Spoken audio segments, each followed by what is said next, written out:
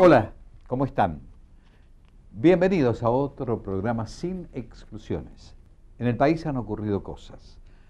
Yo tendría que haber escrito para leerles un editorial, pero preferí de algún modo leerles un poco la opinión de todos ustedes, que no suele a veces traducirse a lo mejor en un medio de comunicación como es la televisión, sí a través de los diarios.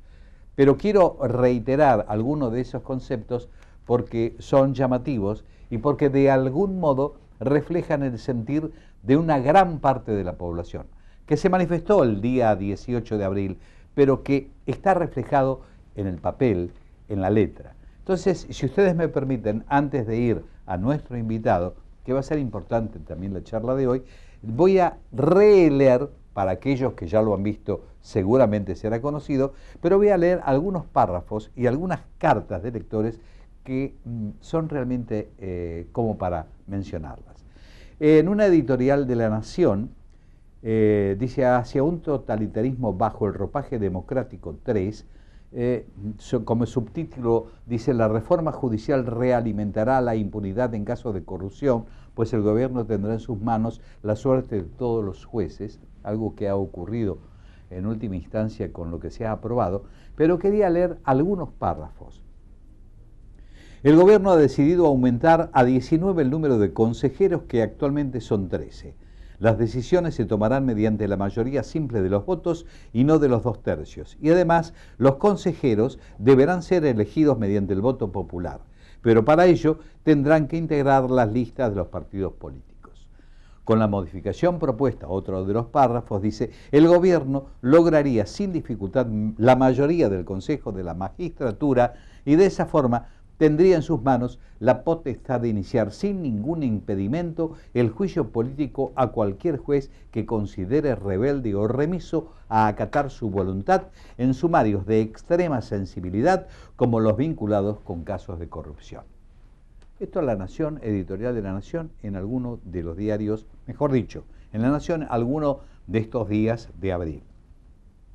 Cartas de lectores, domingo 14 de abril. Estamos antes de lo que ocurrió en el Senado y la Cámara de Diputados. Vale la pena porque estas cartas de lectores son llamativas. Hay una que dice idoneidad. El artículo 1 de la Constitución Nacional expresa que la Nación Argentina adopta para su gobierno la forma representativa, republicana y federal. Además, delimita las funciones, las limitaciones y la independencia de los tres poderes: el Ejecutivo, el Legislativo y el Judicial. Sin embargo, la diputada Diana Conti ha expresado que en la democracia la mayoría gobierna en los tres poderes. No hay que temerle a la soberanía popular. Suponer que el Poder Judicial puede ser gobernado por las mayorías cuando la Constitución no contempla la elección de los jueces por el voto popular, me hace decirle a esta diputada que en lo que a mí respecta no le temo a la soberanía popular, sino al autoritarismo populista. Creo que en algún momento habrá que establecer examen de idoneidad para quienes pretendan presentarse en los únicos dos poderes en los que no existe esa obligación: el Ejecutivo y el Legislativo. Seguramente este hecho será mucho más democratizante para la República que este avance autoritario sobre la justicia. Esto lo firma Enrique Di Fiori y da su documento de identidad. Por otro lado, hay otra carta que dice perder la matrícula. Cuando los profesionales nos asociamos a los colegios profesionales, juramos respetar la Constitución Nacional, entre otros requisitos que nos impone el Código de Ética de cada profesión. Es por eso que hago público mi pedido a los colegios de abogados de todo el país para que revoquen las matrículas de todos aquellos profesionales que en ejercicio de sus funciones legislativas avalen leyes manifiestamente inconstitucionales, como las de la denegación de las medidas cautelares y la modificación al Consejo de la Magistratura. Creo que sólo así se podrá poner un freno a este avasallamiento a las garantías individuales consagradas en nuestra sabia Constitución. Y así hay otras cartas realmente que se expresan de la forma en como lo han hecho estos lectores. todo esto que leemos, incluso hay un artículo del Club Político Argentino que dice enorme gravedad institucional. Una declaración del Club Político sostiene que la reforma judicial está dirigida a demoler las bases del consenso constitucional que fundó nuestra República. Y aquí me paro, consenso constitucional, porque hoy hemos invitado al doctor Daniel Sapsay, un constitucionalista de nota en el país, como para charlar respecto de todo este tema que es realmente importante y que nos depara, de ser aprobado efectivamente, en definitiva, quedar firme, si no hay recursos de inconstitucionalidad. Quedar firme significa realmente pasar a un totalitarismo realmente que puede llevarnos a destinos realmente no del todo buenos. Querido doctor Sapsay, un gusto de que esté con nosotros. Un placer Daniel, que me inviten. Opinión como ciudadano, como constitucionalista, como hombre del derecho.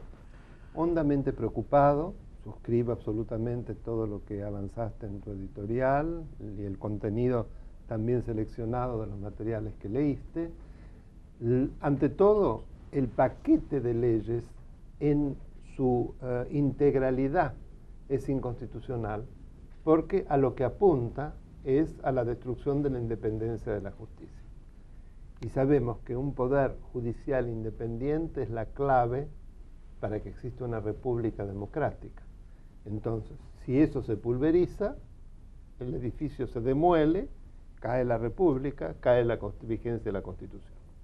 Ahora, yendo a la letra de varios de los proyectos, como para que se entienda por qué decimos esto, el primero, que es el que se ocupa de la institución Consejo de la Magistratura, que recordemos que se creó con la reforma del 94, que tiene una integración plural de distintos sectores, que se lo hizo con la finalidad de despolitizar y despartidizar, particularmente los procesos de designación de jueces y de remoción de jueces federales, ya que reposaban absolutamente en órganos políticos, representantes de partidos, los legisladores, el Poder Ejecutivo, y eso había llevado a situaciones espantosas de escándalos de jueces que habían sido designados en esa época. Los pliegos no se conocían, es decir, era precisamente el documento que avala al magistrado cuando llega al Senado para que tenga que prestar el acuerdo. O sea, es el aval, no se lo conocía,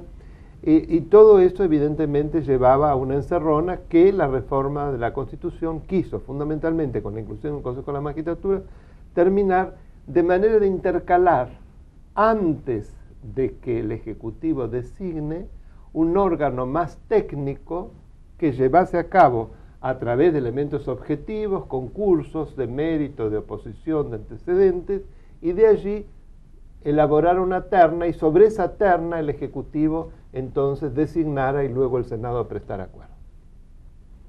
Ya en la reforma de 2006, que fue inspirada en el pensamiento de la doctora Kirchner cuando presidía la Comisión de Asuntos Constitucionales del Senado, prácticamente todas las organizaciones de abogados, ONGs, academias, facultades de derecho, nos opusimos porque se alteró enormemente lo que el artículo 114 habla como el equilibrio de las representaciones: sector político, abogados, jueces, científicos y técnicos. Es cierto que no tienen que ser exactamente igual las proporciones, entonces si se habla de equilibrio no puede predominar un sector sobre el resto. Qué curioso, en ese momento se adujo, y lo adujo la senadora Kirchner, que había que disminuir el número porque un paquidermo con 20, que era el número de miembros que tenía, era absolutamente inmanejable y no se podía de esa manera llevar a cabo las funciones tan importantes que debía cumplir. Pero en la disminución, el único sector que no disminuyó fue el político, con lo cual sobre 13, 7 son del sector político, y de ellos 5 son del oficialismo. Entonces, ¿qué ocurre ya ahora que ha tenido una repercusión enorme sobre el funcionamiento actual del Poder Judicial, que vemos que presenta serios defectos para controlar a la administración? Como para la designación y la evasión de terna, como así también para la remoción, la acusación ante el jurado de enjuiciamiento, se necesita la mayoría de 2/3, el Ejecutivo con 5 tenía el número suficiente como para impedir que se elevara una terna o que se removiera a algún juez, lo cual ya es grave. Pero ahora, con la modificación que se introduce, la mitad más uno, la mitad más mayoría uno, simple. Mayoría, sí, es la mayoría calificada, Así mayoría es. de miembros. Pero de todos modos, fíjate que como ya tiene el sector político esos 5 miembros, y acá viene lo grave, se designa por sufragio universal de manera manifiestamente inconstitucional, y dentro de una boleta partidaria, es decir, bajo el paraguas de un programa y de un partido, que va a tener que hacer campaña bajo evidentemente las insignias del mismo, con lo cual cuando se lo elija es obvio que va a obedecer lo que le diga el partido, porque le debe la designación y le debe la campaña.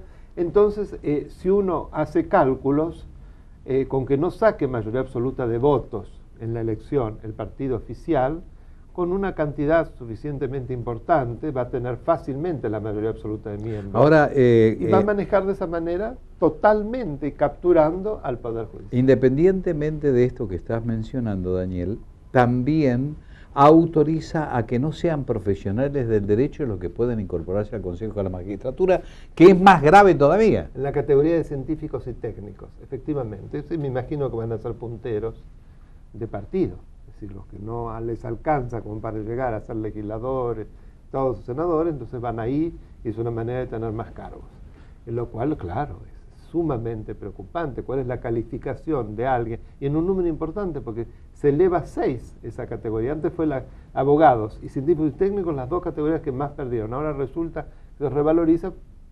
Obviamente todo está calculado para tener más candidaturas, tener más posibilidad de negociación en el armado de listas. Yo diría, vamos a hacer una pequeña pausa ahora en estos momentos, Daniel, y después continuamos con otras alternativas que tienen que ver con las posibilidades de la declaración de inconstitucionalidad y algunas manifestaciones que ha hecho la diputada Carrió, que realmente han llamado la atención.